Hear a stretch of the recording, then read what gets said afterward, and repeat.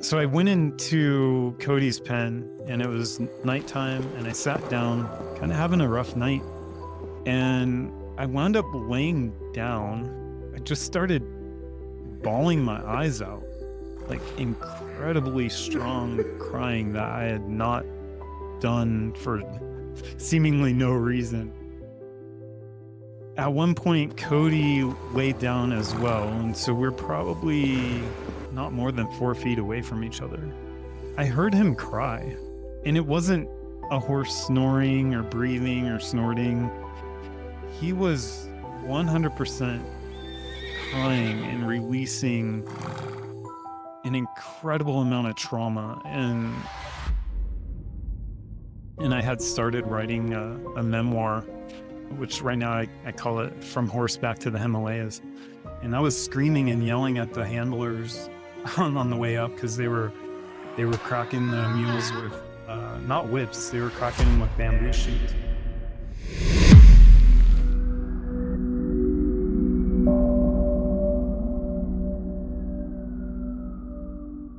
Today's guest, Jason Rayman, is living proof that even in the face of unimaginable challenges, we can rebuild, rediscover, and awaken to a life of joy and authenticity.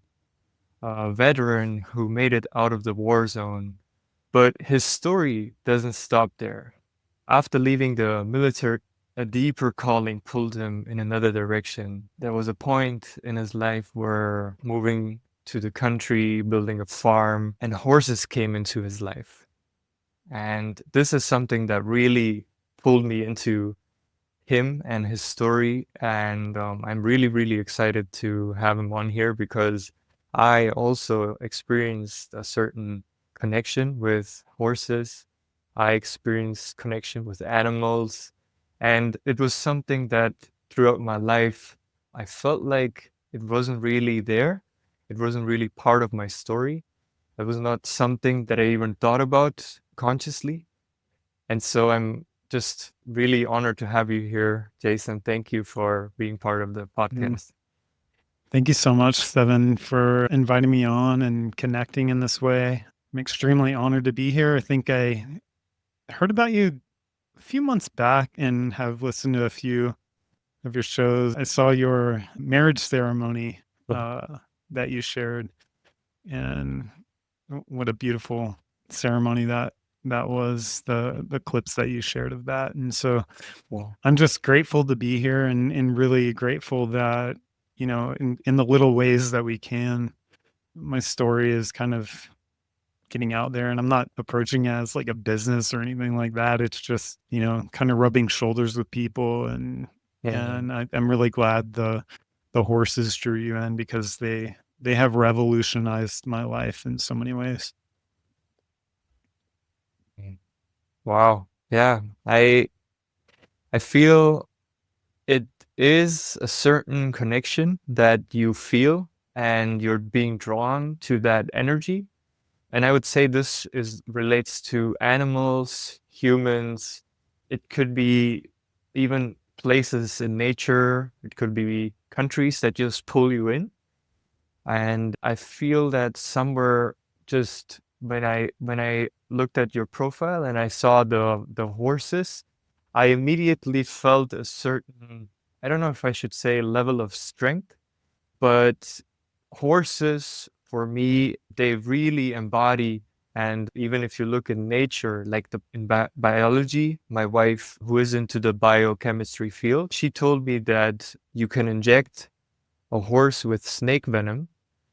And then because of the power of the strength of the horse, you can pull it out and then have the antibodies for the snake venom. As far as I know, it is the only animal which has that strength of immunity in it. And even whales and elephants, if you would eject it into them, they have a large layer of fat. So it's a different process. You cannot get the serum out. So that was really fascinating to me that like horses and the strength, and then even in biology that they are the strongest animal that just says so many things about them. Yeah, it's interesting you bring up a snake bite in horses. A couple years ago now, one of our horses, she's a previously American wild Mustang. We had her out on our property, of course, and it was very common to have rattlesnakes on the property, diamondback rattlesnakes, and she got bit by one. And I remember the veterinarian mentioning something about what you're alluding to, but she got bit on the muzzle, which is actually the preferred place if a horse is going to get bit, because they have more soft tissue on their muzzle. A lot of horses who are bit by rattlesnakes on their legs, like if they're on trail or something like that and they get bit, a lot of times they actually succumb to those injuries and die because and it's not the venom per se, it's the reaction that the skin takes, and like on the legs there's not a lot of Yeah. soft tissue to handle it, and so the skin will actually just kind of shed off, and then there's no way to control infections at that point, and so it's a pretty interesting thing. But I do remember our veterinarian mentioning something about the horses and venom and antibodies, and something about how they create scenes, if you will, for humans or something like that. But I don't know much Yeah, more about it. that's exactly what my wife talked to me. It's very interesting. Yeah. And on that note, I mean the horse to me is this incredible creature that straddles, like, to me they're multidimensional, and in a lot of ways I think all animals are, and even we are. I guess for me, I got really tuned in with the horses by accident. It wasn't something I even set out to do. And I just see them even now as like kind of straddling the physical world, but they're always grounded and connected deep into the spiritual realm. I- And I've witnessed that on so many accounts and multiple horses over the short time that I've actually been working with them, which has only been now about 6 years, and in all reality, that's a pretty short time How on. did you observe it? Like, what made you see that? What was it about the horse that made you feel like that they have another ground, not just a physical ground? Yeah, it's interesting. So many things along the path. So back in, I'll kind of rewind and touch on kind of my past, 6 years or so of life, maybe a little bit earlier than that.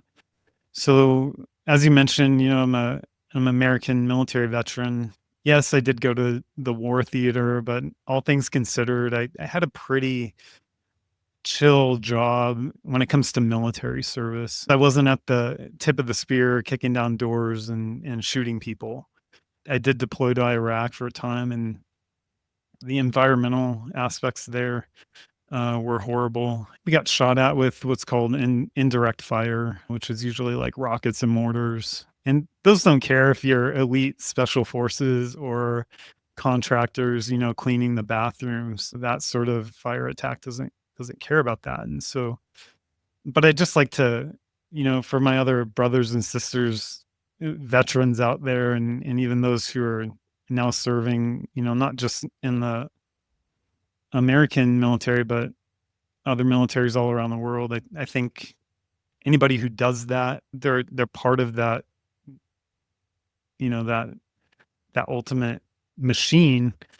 And so just kind of salute and tip my hat to everybody in those types of situations, no matter how small they think their position Must be is. very difficult. I wonder how that feels to make something outside of yourself, the country, as a part of yourself, and to give your life to that part, that country.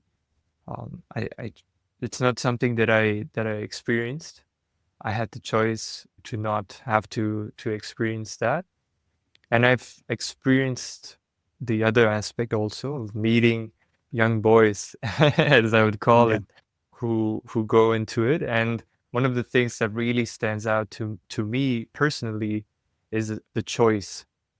to make that choice at a very young age felt like very difficult. I know it's something that I just recently thought about, how young we are making choices of how we want to live our lives, what we want to do, the jobs or the career or the journey that we want to go into. And we are so young, we haven't explored much, so we don't really know.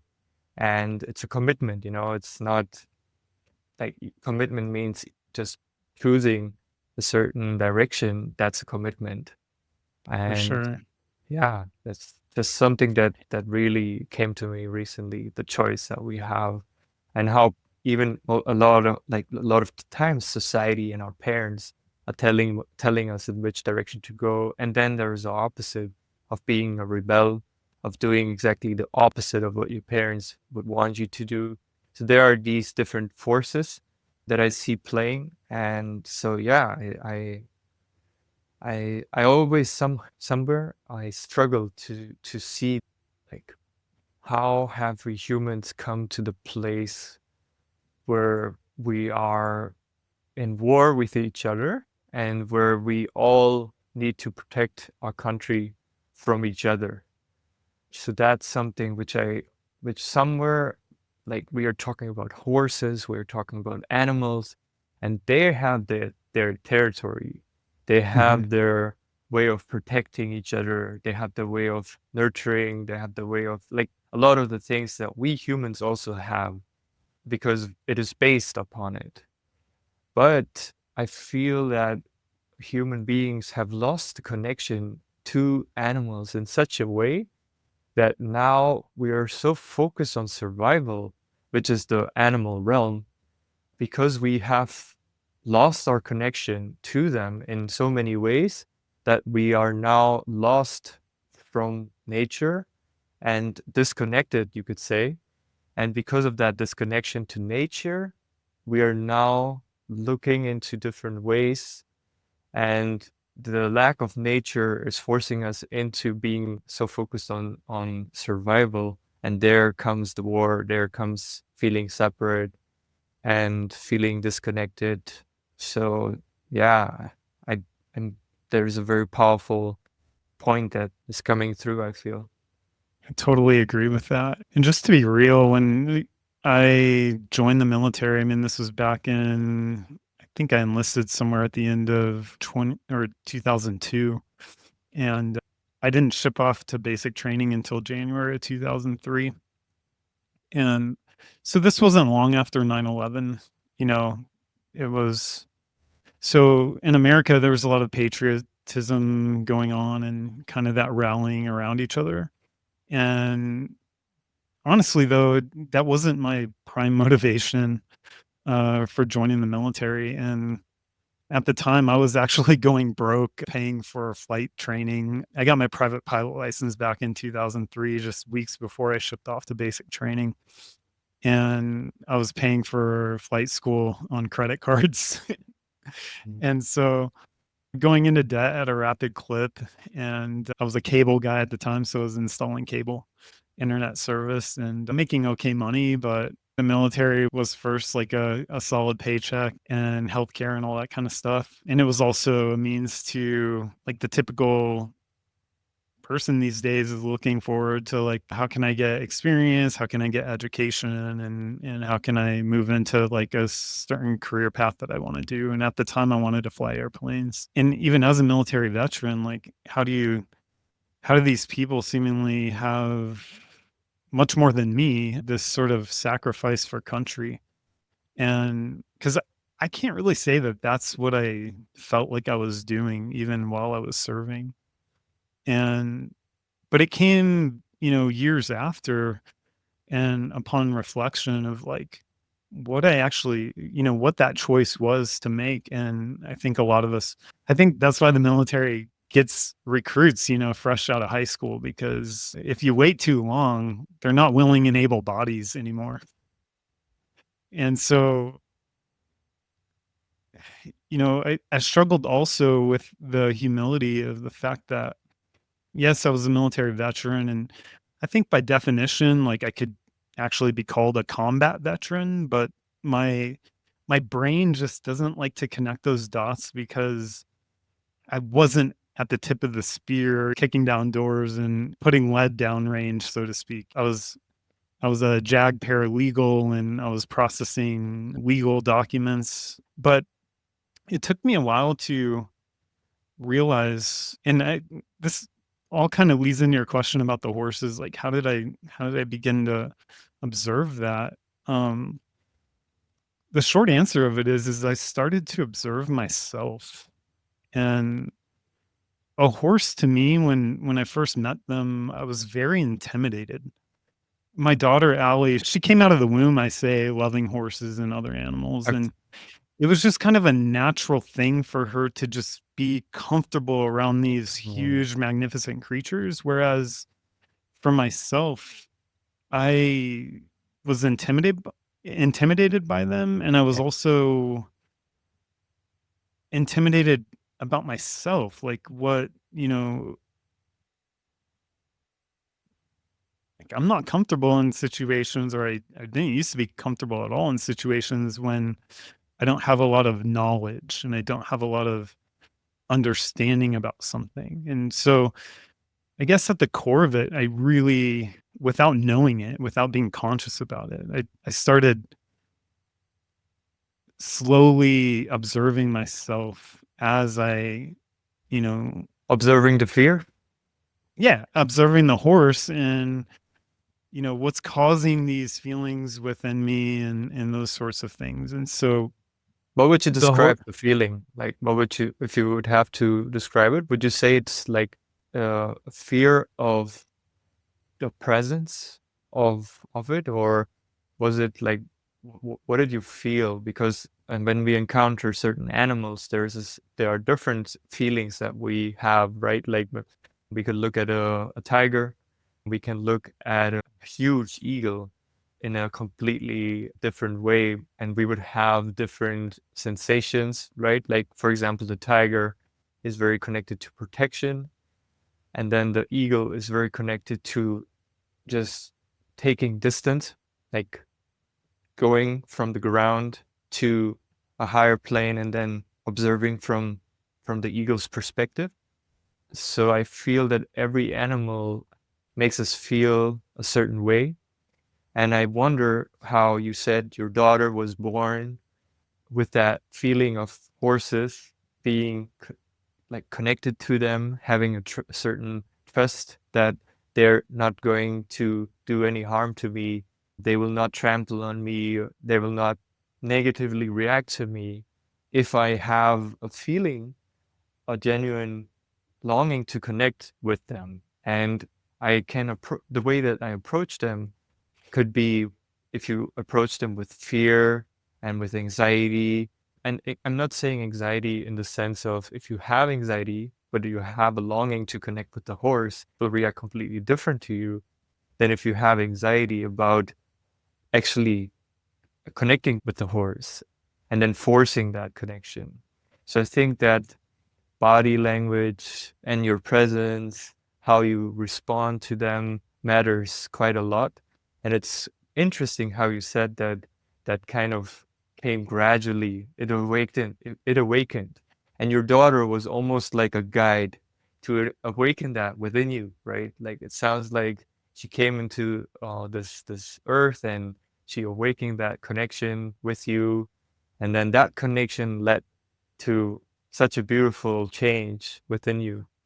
yes, definitely. And so the feeling I had was interesting because it wasn't necessarily a fear of getting injured or hurt. So at the time when horses came into my life, well, the first time was kind of a funny one. My daughter she was in kindergarten or first grade, and during the summer she went to a horse camp and spent like a week with the horses, half a day each day.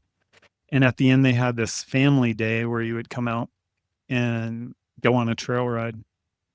And all of these horses were what I would now call shut down or disassociated, but basically, like, you can mount them and they will only go, like, when the lead cowboys say, and the pack goes, the herd goes. And so this old kind of cowboy guy's like, have you ever ridden a horse before? And I'm like, no, but I've flown an airplane. I mean, and just trying to make some sort of like connection to being able to like, you know, read inputs or something. And so the guy kind of chuckled and he put me on this horse, and we were in this round pen with probably half a dozen other horses and people. And all the horses were going around the round pen getting warmed up with their riders mounted on them, except mine. My horse went right into the middle of the round pen and just stood there. And I'm like starting to get like a little anxious and frustrated, and I'm wondering like what the heck is going on. And you know the cowboy guy, like, he knew exactly what was going on. He seemingly kind of did it on purpose, just to kind of get a rise out of me and have a little fun. So then he basically got the horse to go, and we went on this trail ride. So this was like back when Allie was first grade, say, and at that time I was living in an urban area just outside of Tucson, Arizona, a suburban area rather.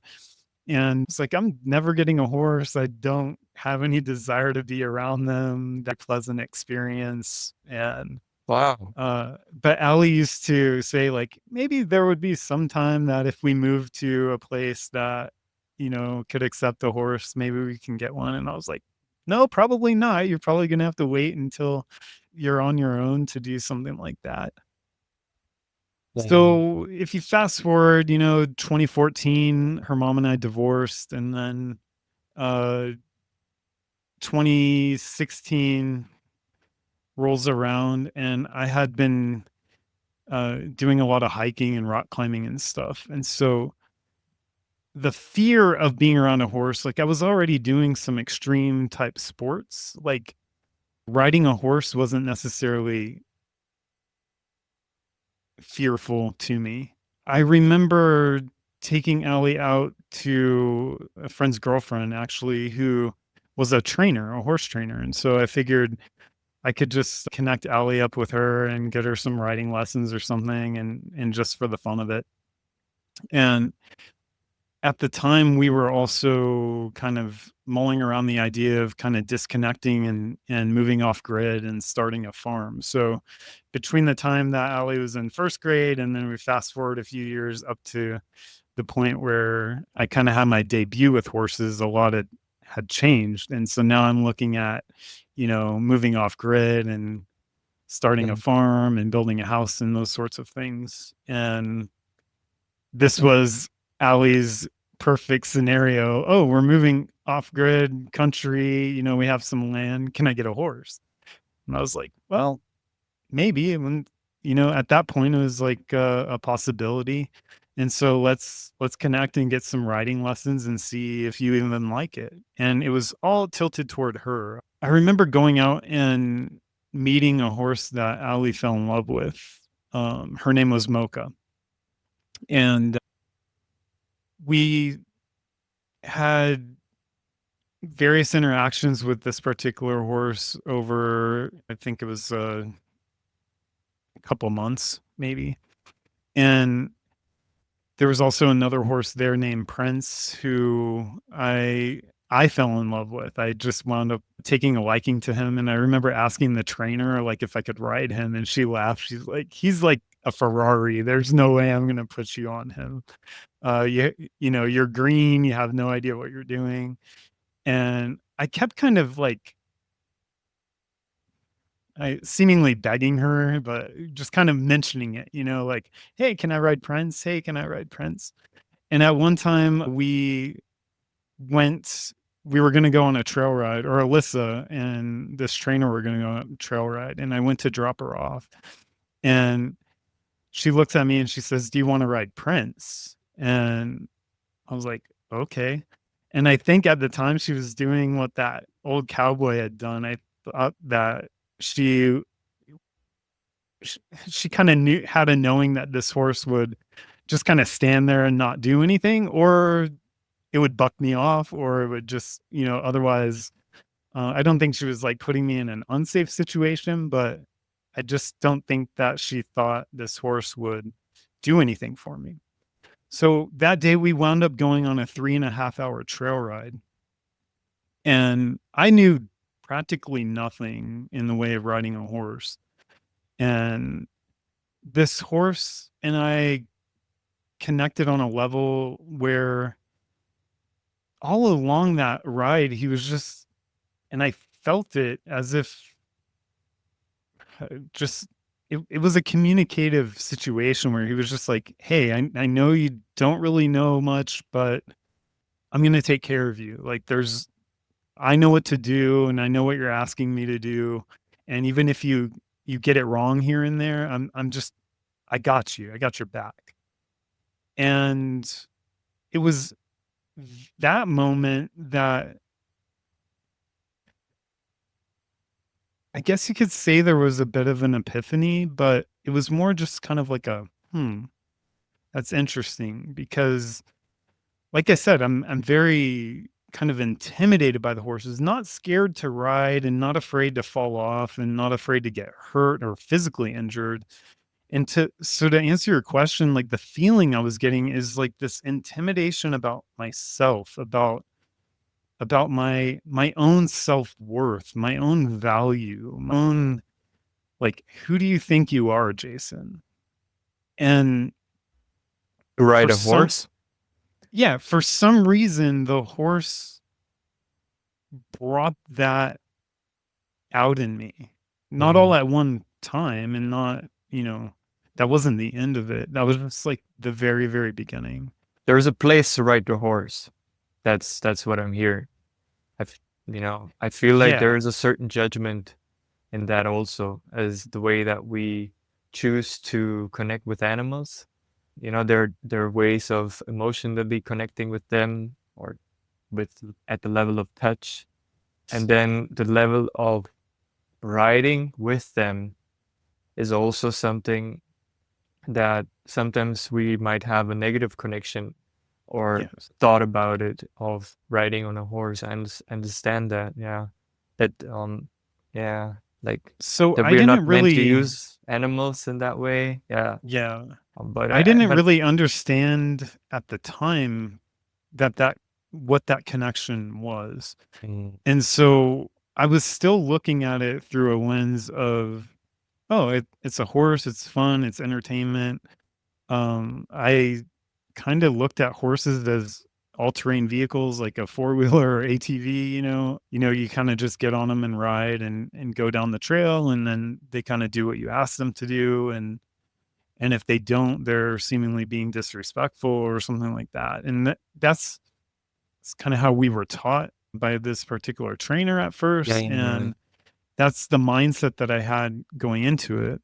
And so fast forward a bit, and we had relocated to this land out in the country, and we wound up bringing Mocha home. And so that horse, Mocha, I wound up purchasing her for Allie. And I, not long after that, I brought who I consider my horse, not by possession necessarily, but just the horse that I decided to work with the most and really build a friendship with. And his name is Cody. And I I have I have so many. I mean, we could probably have 100 plus podcasts just on my yeah. relationship with Cody. But suffice it to say that at one point in my life where I was struggling with a multitude of different things, I wound up one night going into his pen, and I kind of sat down. Now, this is prior to me doing any sort of yoga practice. Any meditation that I had done up until that point was through the Headspace app, if you're familiar with that. Yep. And I wasn't practicing very often, maybe 10 minutes here and there. It was just kind of a clear your head sort of thing that I would use to some degree of success. And so I didn't know yoga. I didn't know what I thought yoga, like every kind of Western American knows that yoga is just kind of like an exercise regime. Or and so I went into Cody's pen and it was nighttime and I sat down just in his pen and I was kind of having a rough night. And I wound up just kind of going into this meditation, sitting there. And I wound up laying down and I just started bawling my eyes out, like incredibly strong crying that I had not done for seemingly no reason for any period of time. And at one point, Cody laid down as well. And so we're probably not more than 4 feet away from each other. And he laid down and I heard him cry. And and it wasn't a horse snoring or breathing or snorting. He was 100% crying and releasing an incredible amount of trauma, and as was I. And I started getting these picture flashes, kind of like the old picture movies, like Charlie Chaplin type movies. They just started appearing in my mind's eye, Yeah. and it was of him being whipped and beaten and hungry. And so he had a rough story, and I don't know very much of it, but the person that I picked him up from uh, had him for 4 years, I think.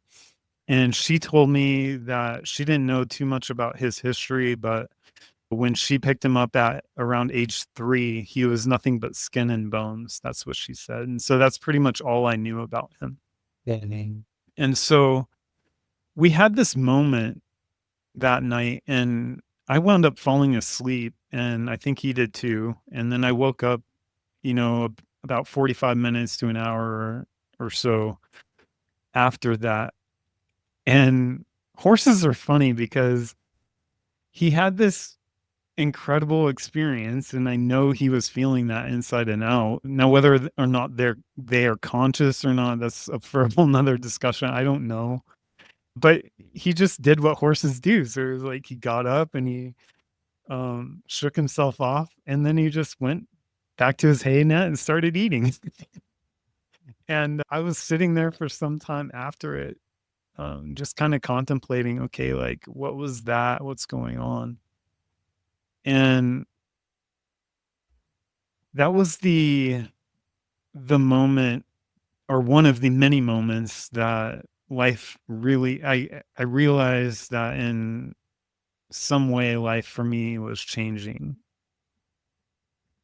So I mean there was other eh, so Mocha was a horse that we had, and she wound up passing away like a year and a half after we got her home. And we don't really know what happened exactly, but her and Cody were sharing a fence line. So they had a fence line in between them.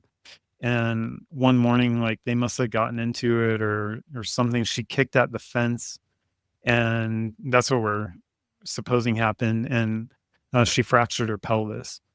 And so the veterinarian, emergency came out, and we went through a couple excruciating days of trying to figure out if she was possibly going to pull through it. And she wound up laying down and standing up again and again, and made things worse. And there was really nothing we could do. And the veterinarian, recommended euthanasia, which we went ahead with. And that was a moment where Allie and I both were really contemplating our work with horses up until that point. So that was about a year and a half into our horsemanship journey. And so up until that point, we were pretty much, I want to ride horses and they're kind of more of an entertainment value. But this wrapped up with these experiences like I just described with Cody.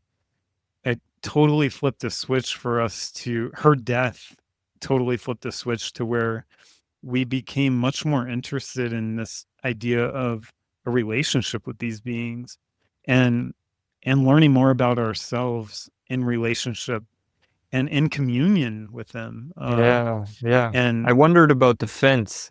It's very Mhm. interesting to think about communicating with the horses as to why they're not feeling pleasant where they are. What is it Y- between them? What's yes. happening there? Like the communication between two horses also. Like a Mhm. human can be that vessel to offer that space for the horses also to communicate, to understand each other. I think that is there. I like that role of the human on merging different animals, different species, just connecting with each other. Yeah, and the fence was an interesting thing, and we later learned that basically the two horses were hungry. And I don't mean hungry from like a starvation or malnourishment perspective. I mean that like what we were taught and what most people are taught when they care for horses is that you feed them 2, maybe 3 times a day. They may be getting the amount of food that they require in weight during those feedings. Um, but we learned that the best way to feed a horse is as they would in the wild and to have them the ability to have them continuously grazing. And Mm. we wound up learning how to simulate that with feed nets and stuff like that to where That's so interesting to give them graze the continuously. natural, yeah, Yeah. wow, the And natural so, like you environment. mentioned, there's this biological component and there's also this very spiritual component. So, on the biological stance of it, we were, they just weren't in their most comfortable state of being. And so that played into their spirituality and ours. Um, and there was little to no connection. Now, I don't quite understand why Cody allowed me to connect with him the way he did that night, other than we had been inching in that direction, but it wasn't something that I was full blown all about at that point in time. And I can't remember even the timeline. I think that happened prior to Mocha's passing. And so we were, day in, day out, just spending time with these beings and actually being accepted into their herd as as human horses. And so there's a very animalistic aspect to that on the surface, but there's also a very spiritual aspect of that has been told arguably for hundreds if not thousands of years. And people are experiencing it often even as we speak. In fact, just to give a shout out to a documentary coming out in May, um, it's called Rescued Hearts, and it's about the healing nature and the power of the healing nature between the horse and human connection. And so there's a lot of people that are experiencing this with horses in particular. And I'm grateful to have had the experiences that I've had with horses for sure. It sounds like horses became a profound part of your healing journey, and just, how beautifully your relationship changed with them, and how they've shown you a certain way of being, a certain way of learning, connecting. It's very, very beautiful. Yeah. Yeah, definitely. And so I don't know how much you want me to dive in. You know, there's so much to it, and it's really difficult to articulate. Even the big moments because there's been a lot of them. Yeah. Yeah, I even the mean, first one blew me. I mean, it's so amazing. I absolutely love that experience that you had, and that you opened up to that experience as well, that you yeah, made that choice of sitting there connecting, and the lessons that you learned. even it's beautiful how you had certain experience, like you saw it in one way, and then you had the honor to see it in a completely new way. So that was a shift in perspective, which is just so profound. And I'm so glad that the horses chose you and you chose them, of course. I can completely relate with what you're saying because I had certain connections with animals as well, and they teach you different things about life, about um just it's beautiful how they communicate to us if we open ourselves up to them, and if we ask, if we ask ourselves as to, this animal appeared to me, it came to me, it showed me something. And just to give you like two examples, one is our dog. Her name is Bella, and he came to my wife as a street dog. She basically lost her brother to a car, and my wife was there, and she experienced that situation. I mean, because she was present, the dog just connected to her, and she started coming to them to their home. And she had her mother, so her mother would come and bring her food, all kinds of animals, like hunting for her and bringing her food, and she was taken care of. And she just sometimes came to my wife to visit them, and she left. And one day when her mom died, she didn't have anybody left, so my wife decided that, okay, anyway, you're coming to her home, so if you want, you can stay. And she chose to stay. And I met her, and when I came to India, when I visited my wife's family, I met her, and it was so funny because in the beginning she was very dramatic. She she was like, oh, yeah, "This is my house. These are my people, and you're very new to me. So, what's your intention?" You know, and she is really protective about her house, and I'm working with her on releasing that protection, that anxiety that she has about having to be that force. And her presence brought so many beautiful things. Like, she gave me the experience of what it means to for me to have a daughter. She is in her presence, she is feminine. So that was just something that she offered, and it was so beautiful. I mean, it's so when I think about what you're sharing about Cody and that experience, it really reminds me of that, because there are certain moments when she's just there, like I can completely rely on her, and she can rely on me. The more I allow her to rely on me, the more she is also offering back, because she feels safe, and because she feels desire to connect, because she knows that I'm not just taking, I'm also giving, and even when I receive, I wouldn't call it take, I would say receive. It's because she feels comfortable and she feels being perceived, so that she is also willing to really be comfortable there and be in her presence. It's very transformative to be in the presence of an animal that also feels your presence. It's so transformative to have this kind of relationship. Yeah, and every species has like their own way of doing and facilitating it. And isn't it interesting how like the opposite side of the extreme spectrum can be had, and humans can mistreat them and abuse them and experience a completely different situation with animals of all shapes and sizes. And it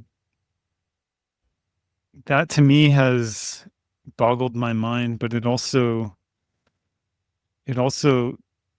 helps me to understand in a sort of way, like the way just kind of, I guess you could call it duality, like the good and bad or good and evil works in the world. And, I think we're tilted toward wanting to be good and wanting to bring out love, and it's disruptions in um in that connection that ultimately brings us to the negative side of things. And I And would love to touch upon that, the connection. I think that's something that I really feel strongly, the connection between humans and animals. And when I say the connection between them, it's just a certain respect and just a certain level of acceptance that this animal is here not to serve us, but to want to serve because of what it is receiving from us.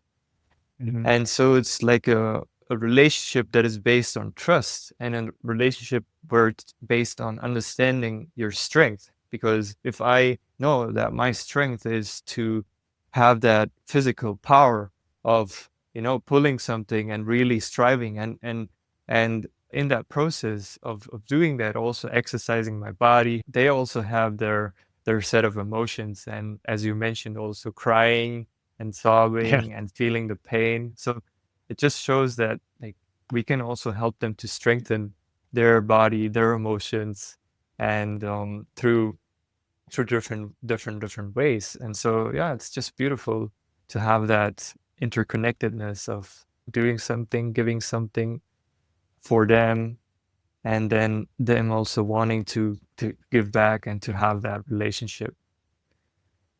Yeah, and I think it was recently where the scientific community, by recently I mean within the past few decades, I think it was somewhere in the 90s, where science actually got together and said that animals actually do have feelings. I think prior to that, like, the general idea was that animals didn't have feelings. And then that big long word that I always get wrong, anthropomorphism, I think I'm saying that right, but where we kind of like project our own feelings on that of the horse or the dog or whatever, and they're not really having any sort of feeling. And I think for the vast majority of people, and I'm making a judgment call, but I think people who believe that probably have never spent very much time with many animals or even any animals. It, I mean, yeah, I've it depends. I've I've experienced both. I've watched I've watched horses mourn after they lose a herd mate. I mean, there's no way to describe it. I've also seen ducks and chickens do similar types of stuff, and other animals for that matter. So I think the complexities of the animal kingdom is much deeper than what we give it credit for. It constantly reminds me of just how much I don't know, and how comfortable I can be within my own unknowing. And a lot of that was brought front and center to me through my interaction with like Sadhguru's teaching and that of yoga and various like meditation techniques and stuff like that. But just this idea of the shedding of the constant drive to know or have some sort of data or some sort of proof to inject into a conversation or into somebody else's life to ultimately show my intelligence or something like that, you know? And I I think I think especially in this day and age, like, humans are struggling with that aspect. Like, we have so much information at our fingertips, and a lot of us just aren't comfortable with our unknowing and how mysterious this whole um, realm of this thing that we call life actually is. And so the more I became willing and able to just step out of the way of that and just kind of let it be, the more the horses would reciprocate, and I can feel that resonating with them. And so we would have advances in training, and I also I started working with Cody. I don't even like saying the word work. It wasn't work. I just started hanging out with him and enjoying his company, and because my time with the horse wasn't for anything other than entertainment, essentially. I mean, meaning, in other words, I didn't have like a ranch that I had to run and use a horse or partner with the horse in the upkeep and maintenance of a ranch or running cattle or something. I didn't have a job for the horse to do, So in that way, I was able to just relax and ask him if he wanted to just become my friend. And I mean, it just happened that way. And then I decided to stop writing.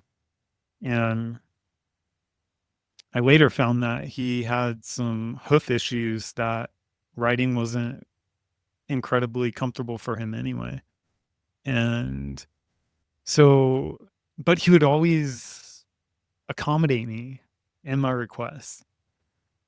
He would always, and I could push him, and I could, if I had that desire, I know I could have, I could have Mm. made this 1,000-pound animal do, pretty much whatever I request. And I'm so glad I didn't fall into that trap. And I'm so glad that I was open enough to develop a relationship with him, and the giving back was amazing. And that's why I say the horses became my guide and guru. I mean, even before stumbling upon yoga and Sadhguru's teachings and all that, I was meditating with the horses. I was hanging out with them, not really knowing that that's what I was doing. Yeah. And Yeah, and I then I found that so beautiful. It just shows that there are so many ways, and that we shouldn't limit ourselves also. I feel that that's something that was happening to me, and so I found it so beautiful that first you were introduced with the horses into this, and then you stumble across different ways and different paths through the yogic approach and going to the Himalayas, and then also yeah, Sadhguru. And I think sometimes like what your story also speaks into is to lean into whatever you are naturally drawn to. So if horses in that way just are continuously appearing to you, coming into your life, they're showing their way, and you open up to them, and it could be anything. It could be mhm, whatever is coming to you right now. It's the shape and the form doesn't really matter, but I feel like yeah, everything in our lives, whatever is it's happening right now, and the people that are there, the animals, whatever's environment, everything that we encounter plays a certain role, and there's no, what's we sometimes get trapped in thinking that there is one way, there is one specific path. And so yeah, for me, that's something that you kind of are embodying, and it's something that I also understood about myself, of embracing like the peacock, which is kind of the playfulness, the beauty, the joy, and and then also just having different aspects of nature, honoring nature in every step of the way, honoring animals. It's so important to not get trapped in certain techniques and certain practices, but also work upon daily life with people, with animals, with nature. I found that to be so important in my journey. yeah. I couldn't agree more. And I'm just there's so much gratitude that I have flowing at this point in life, and thanks to the horse. I mean, my life now is completely different than it was like 12 months ago, and it keeps unfolding in really mysterious and even miraculous ways. Mhm. The Himalayas for me was a very eye-opening experience, and I had started writing a memoir, which right now I call it From Horseback to the Himalayas. Yeah. And that title kind of came to me about 2 weeks before I went on the Himalayan trip, and that was back in October of 23. Mhm. And I didn't think that horses were going to be anywhere on that journey, but they showed themselves in various ways. One of the biggest ones was up at Kedarnath. Have you been on that yatra? No, Do you? no. No. So they have all those pack mules that they use for people to ride. And that was a really, really difficult and emotional experience for me because of the way those mules are treated and the conditions. And also because of just what the Himalayas kind of purge out of one's being. And I remember turning the corner of a building once we got to the top, and there's like a helipad up there, and they have helicopter rides that you can bypass the trek up the mountain. And I was really jaded and really frustrated at that point in the process, and like why do we have to have these mules, and why are there helicopters, and just all this. And I was walking with a friend of mine, and I turned to him and I said, it feels like we're in a war zone. And what was happening there was this purging of just everything that I remember about the military, and like trauma surrounding that. Say, like, from a militaristic perspective, my trauma was really, really light. But from a perspective of having gone through that, like maybe that just shows, certain weaknesses and things that I needed to build up in my own But I system. But understand it. I have yeah. that. I mean, there are both sides. I understand what you're saying about letting go of the military. That was a beautiful way of Mhm. letting go of that. And I would say that the space offered you to have that realization and Mhm. to give you the energy, the support to be with it and to have that revelation, that wisdom that you gained. Yeah. But at the same time, I do agree with certain methods, like the transfer methods.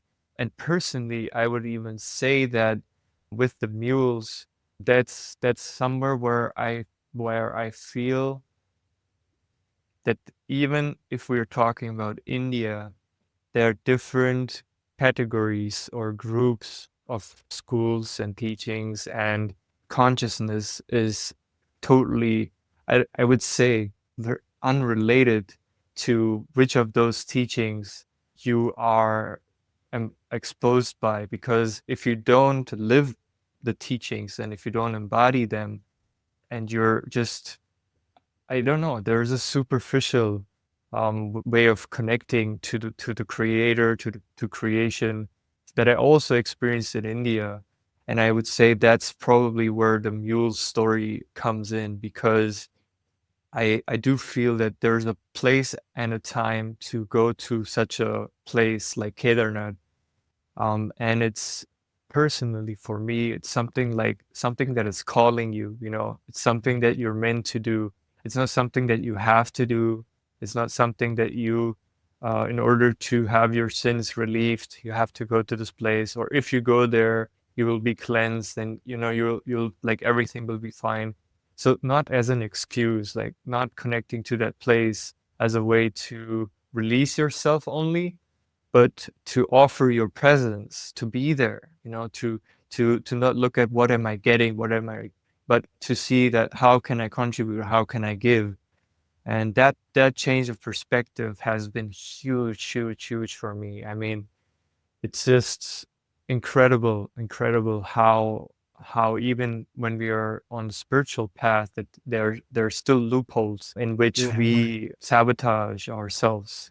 So I struggled with a lot on that yatra, and I went into it not knowing anything about it.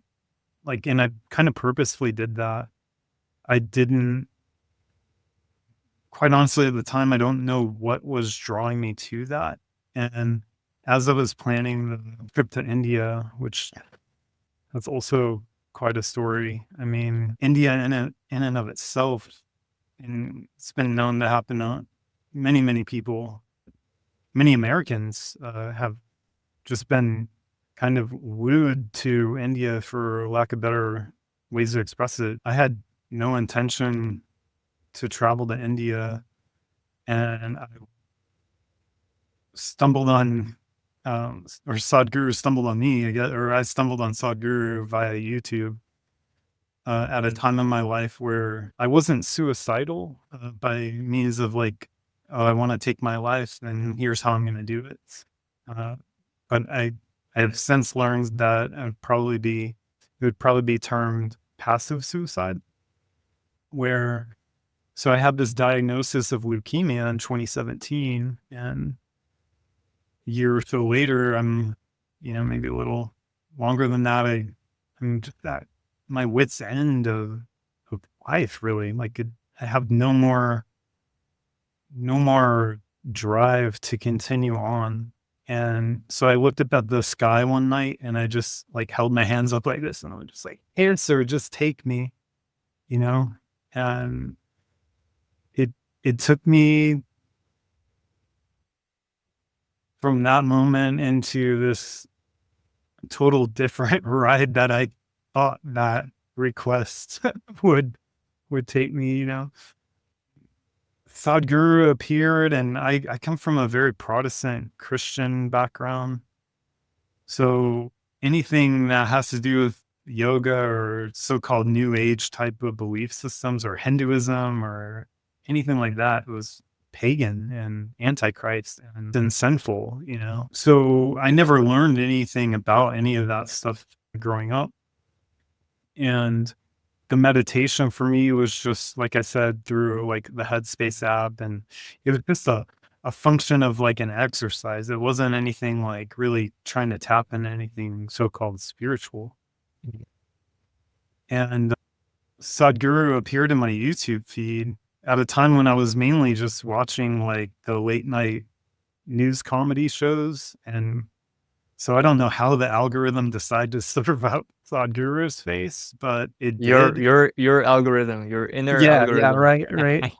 And so I remember for weeks, if not a month or more of time, of just watching a video of his every night, and just being so like captivated by the teaching, and then also struggling with like condition responses in mind and body of like, well, what are you doing? And, this is, like, and, like we like to throw the term cult around, a lot. At least I remember growing up in the 90s, and like anything new age or yoga or like stuff, meditation was like, oh, you must have joined a cult or something like that. So I had a lot of these like conditioned feelings about me. And but I wound up taking inner engineering online in, what was it, the end of 2022. I'm getting mixed up on all my dates, but I think those aren't that important anyway. But I took inner engineering online, and I was totally captivated by it. And then I was like, I really want to do this. I felt led and guided, if you will, to do this completion, or the Shambhavi Mimatra Kriya initiation. And so at the time, I had been on this property where my girlfriend at the time and I, we built a house together over the course of about 4 years. And so I had been on this property 24/7, 365 for almost half a decade, through COVID and everything. I mean, I would leave to go to the grocery store and stuff like that. But so I was apprehensive to leave, because I was, in post-COVID and all that kind of stuff.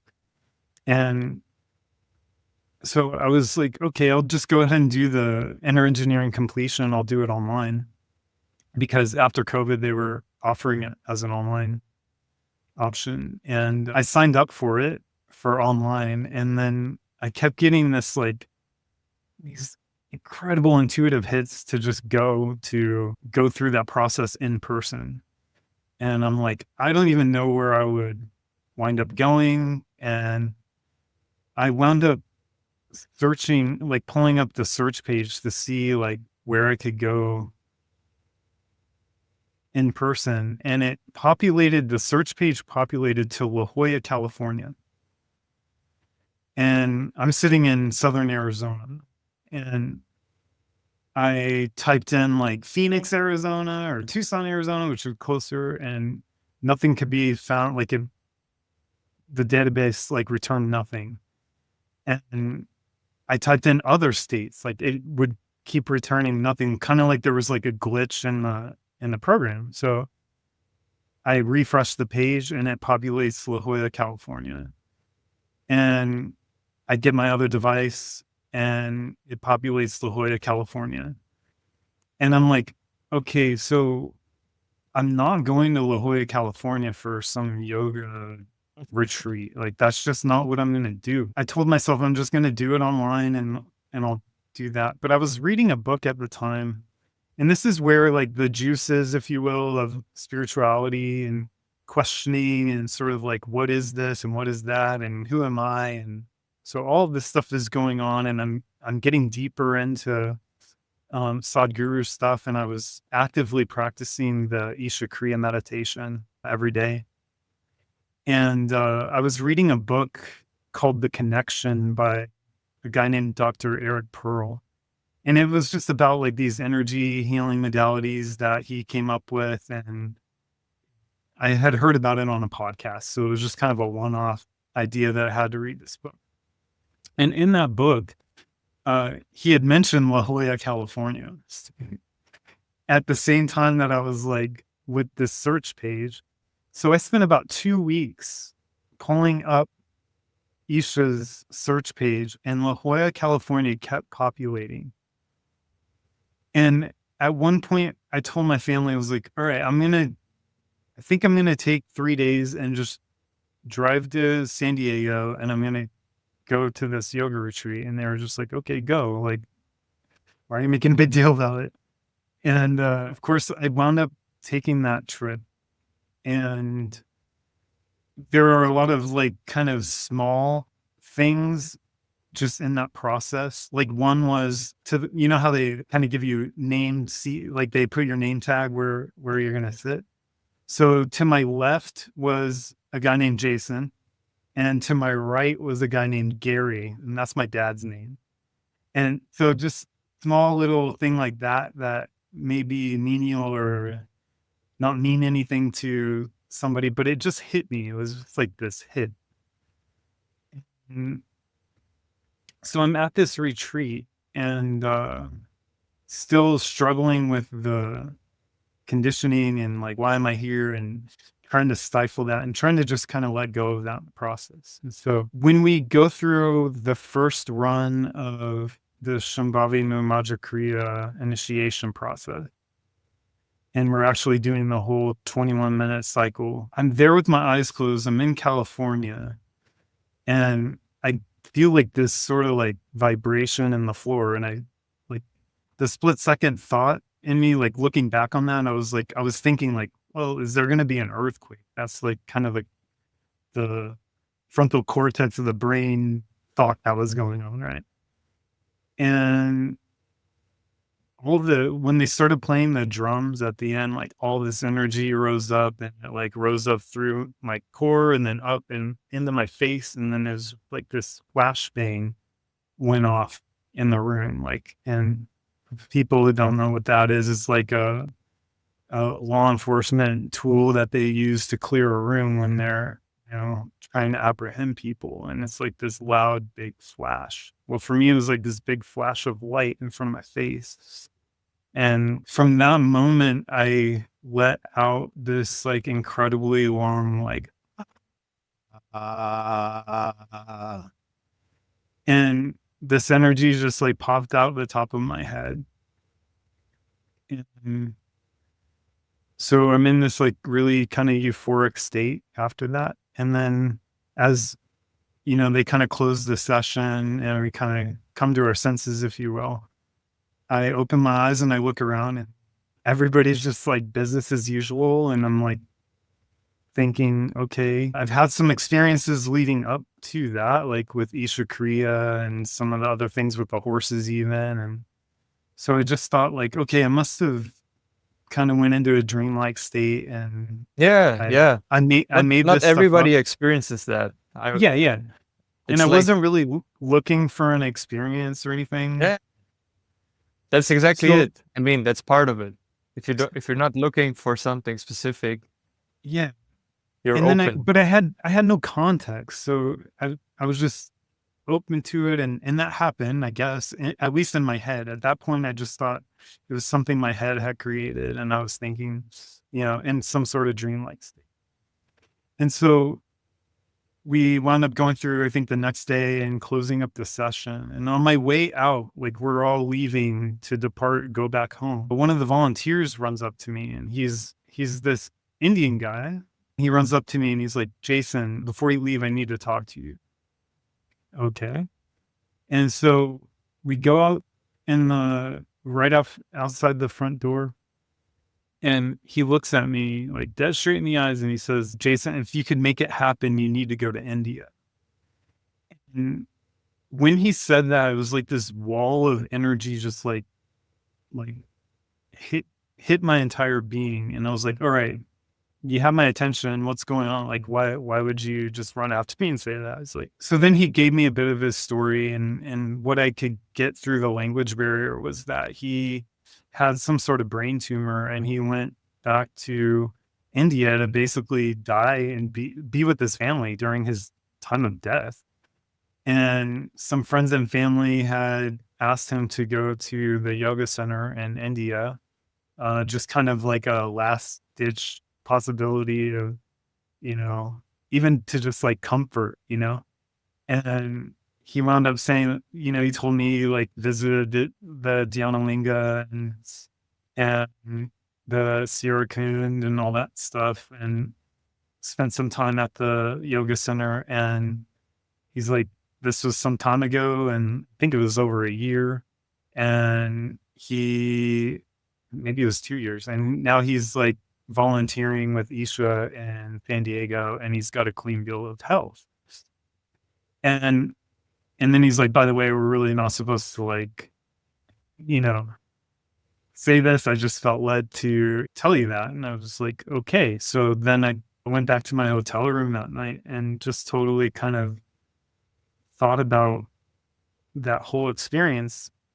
And I wound up going home, and it was about 2.5, 3 weeks after that. And I'm in the Shambhavi Momadra Kriya mandala, so the first 40 days. And I'm practicing every day, twice a day. And things are just rapidly changing, like in my life at a rapid clip. Positive things are coming to light, negativity shedding. My body's changing, my thoughts, my desires, my expectation. There's a lot that I haven't touched on in this conversation that, like I've been like an insomniac, struggling with anxiety, depression cycles, all sorts of different ailments. From some of that could be attributed to cancer. And this stuff just started melting away from my being. And I wound up exchanging numbers before I left with the guy who was sitting to my left. His name is also Jason. And I shot him a message. I was like, and this is like 3 weeks after getting home. It's like, do you have any interest in going with me to India? And we didn't know each other or anything. We had a few text messages back and forth. And I thought he would come back and say like, no, man, you're crazy. Because just before that, I should add that I had asked him, hey, did you hear me let out a loud yell during that initial run through of the practice? And because I just wanted to kind of clarify that in my mind, if it was something that actually happened in reality or not.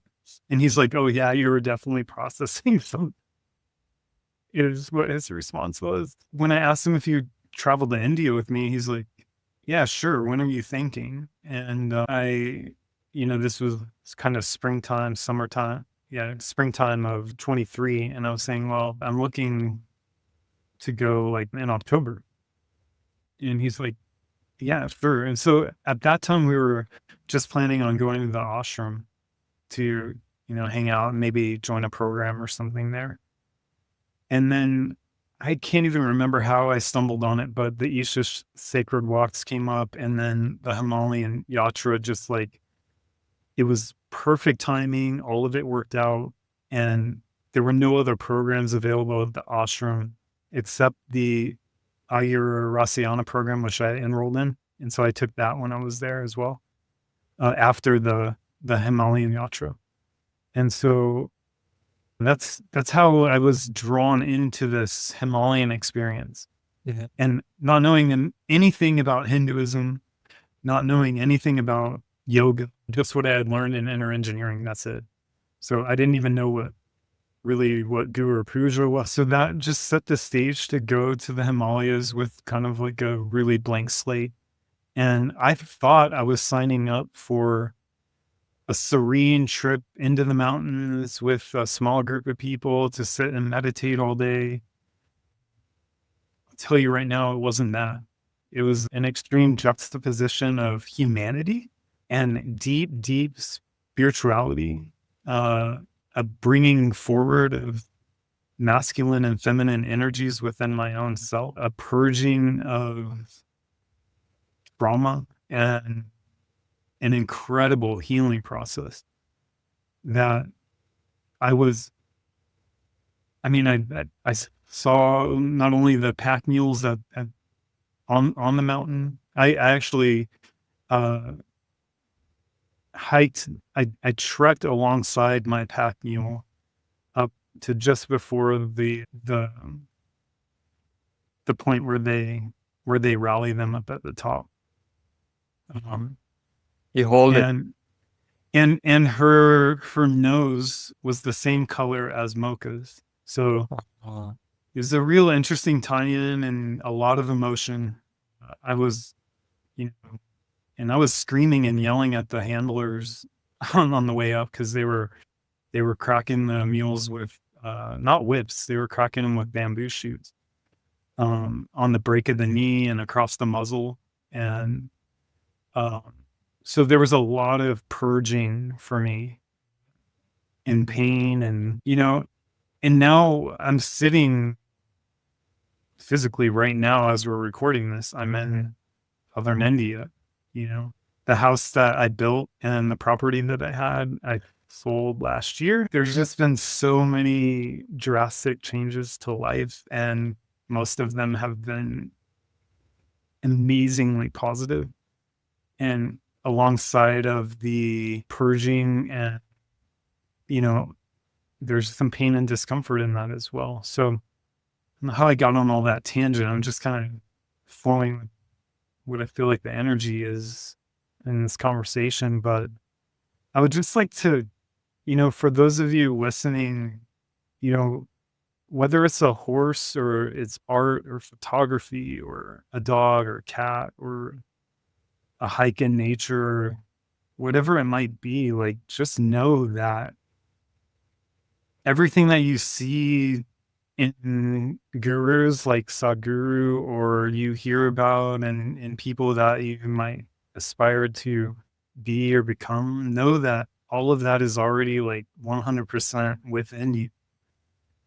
And in that way, that's how healing, both physically, spiritually, and even emotionally, that's how it happens. So I don't think we need to, there's not a requirement to like take a trip around the world and go to an energetic space. And in fact, after leaving the Himalayas the first time and getting back to my property with the horses, I had a huge epiphany that like the energy that I felt like in the Himalayas and at the Dhyanalinga and in the Sirakund was like right in my backyard, so long as I would allow it to be.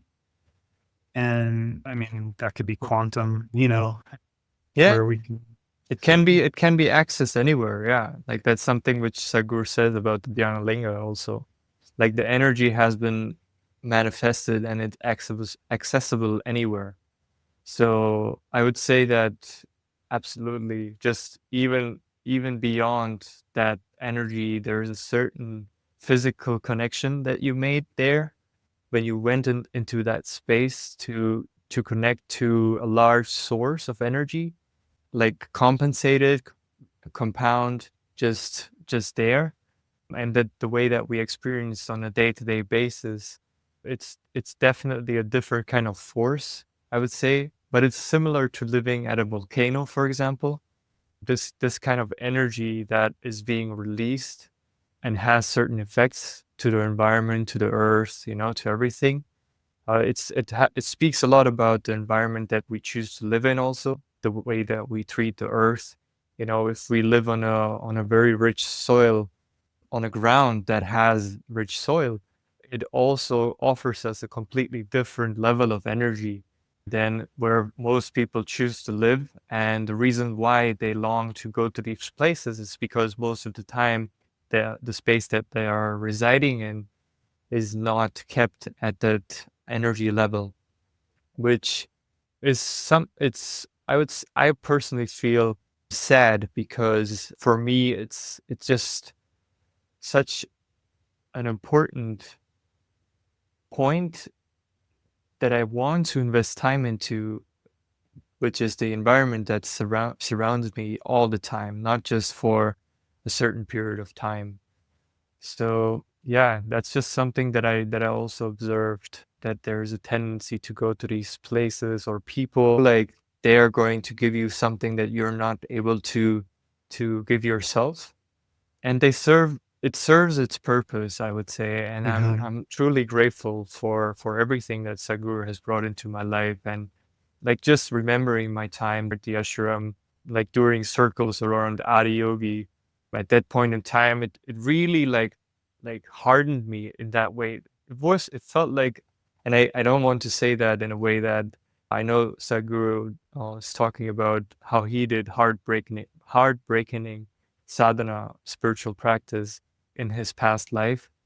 And somewhere it felt almost to that level where I really felt like it was heartbreaking. And I truly needed that to open myself up to my heart and to life. And in that process, it's beautiful how I went through that, of thinking that Guru is the one who reached that level, and somewhere feel like I always have to look at him and what he says and how he explained things. And it took me a while to realize what you just said, that it's all within you, and everywhere around you, and every single human, every single animal, every single being offers their presence, and the way that we choose to relate them, right? Like choosing to relate to a dog or a horse in one way of being their friend, supporting them, really paying attention to them, and yeah, through that connection to connect back to life, and to realize how blessed we are to take care of the earth, to take care of animals who are in need, like both of us experienced. So yeah, that just a beautiful, beautiful connection.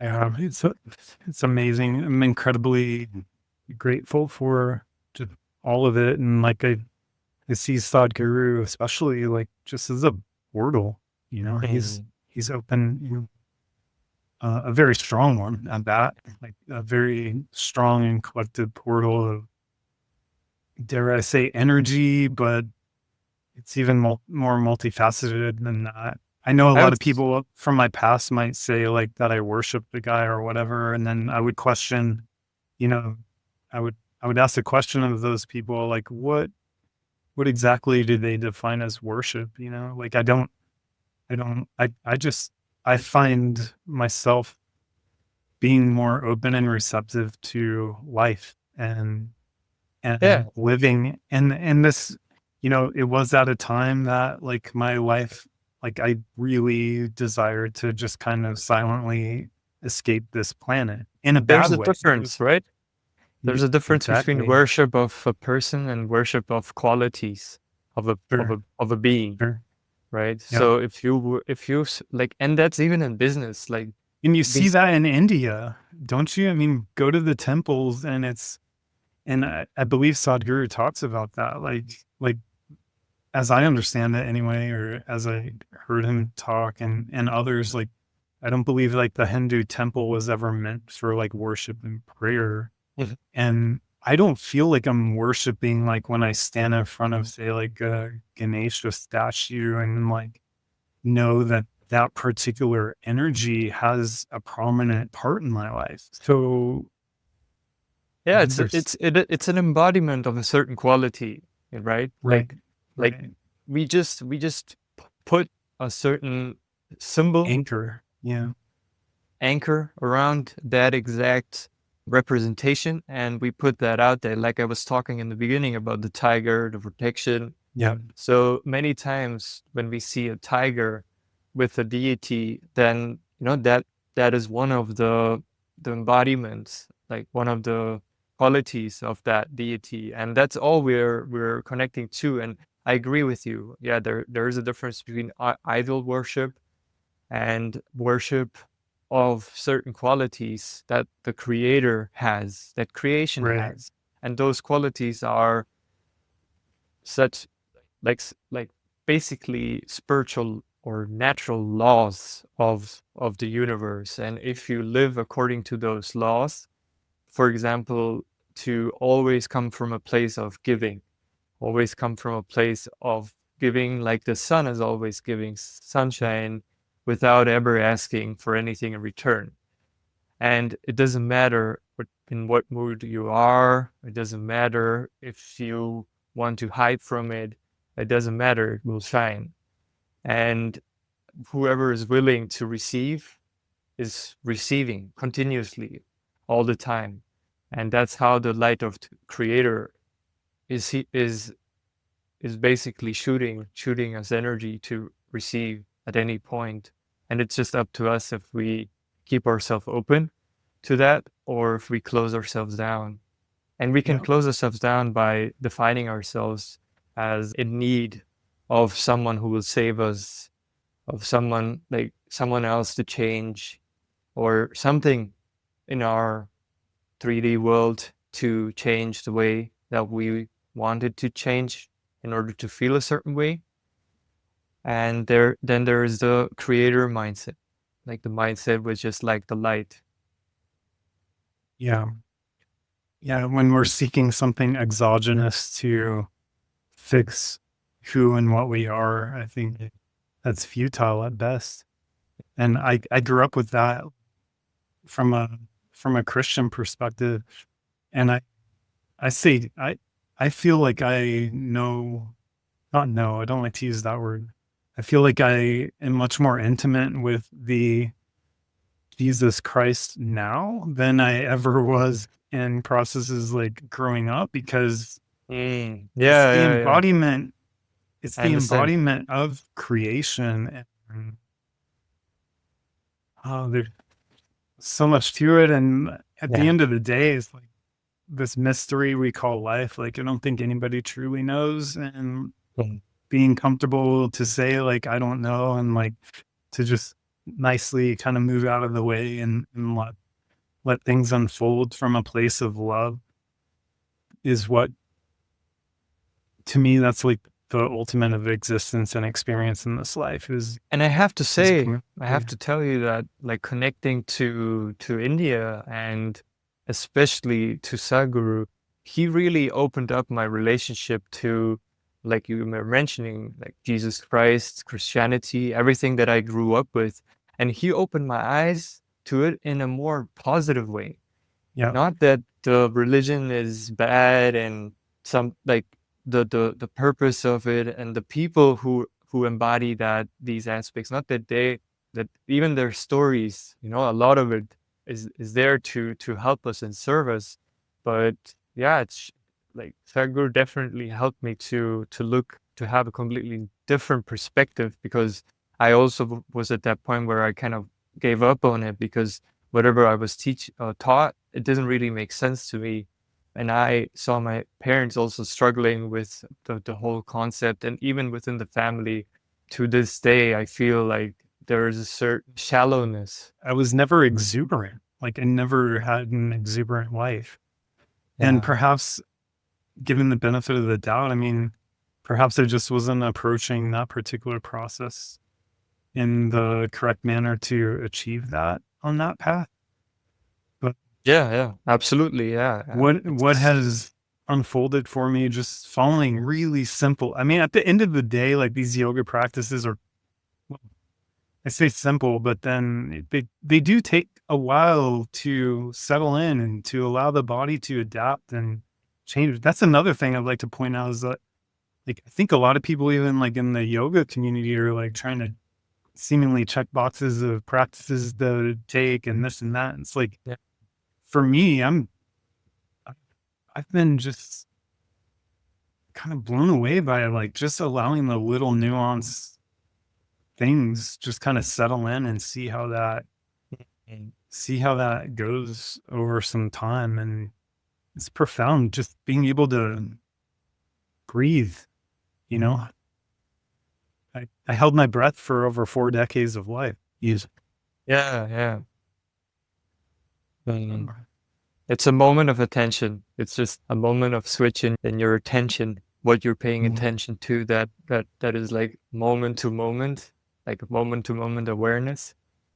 And I love that. I love that. That resonates with me a lot. And yeah, it's beautiful. I mean, it's time is passing very, very swiftly, and I loved where we went into so far.